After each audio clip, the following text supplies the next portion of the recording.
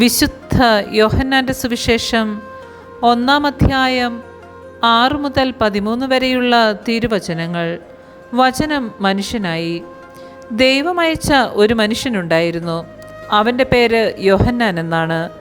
അവൻ സാക്ഷ്യത്തിനായി വന്നു, വെളിച്ചത്തിന് സാക്ഷ്യം നൽകാൻ, അവൻ വഴി എല്ലാവരും വിശ്വസിക്കാൻ. അവൻ വെളിച്ചമായിരുന്നില്ല, വെളിച്ചത്തിന് സാക്ഷ്യം നൽകാൻ വന്നവനാണ്. എല്ലാ മനുഷ്യരെയും പ്രകാശിപ്പിക്കുന്ന യഥാർത്ഥ വെളിച്ചം ലോകത്തിലേക്ക് വരുന്നുണ്ടായിരുന്നു. അവൻ ലോകത്തിലായിരുന്നു, ലോകം അവനിലൂടെ സൃഷ്ടിക്കപ്പെട്ടു, എങ്കിലും ലോകം അവനെ അറിഞ്ഞില്ല. അവൻ സ്വജനത്തിൻ്റെ അടുത്തേക്ക് വന്നു, എന്നാൽ അവർ അവനെ സ്വീകരിച്ചില്ല. തന്നെ സ്വീകരിച്ചവർക്കെല്ലാം, തൻ്റെ നാമത്തിൽ വിശ്വസിക്കുന്നവർക്കെല്ലാം ദൈവമക്കളാകാൻ അവൻ കഴിവ് നൽകി.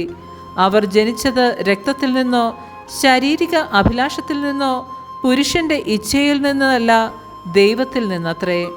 നമ്മുടെ കർത്താവായ മിശിഹായ്ക്ക് സ്തുതി.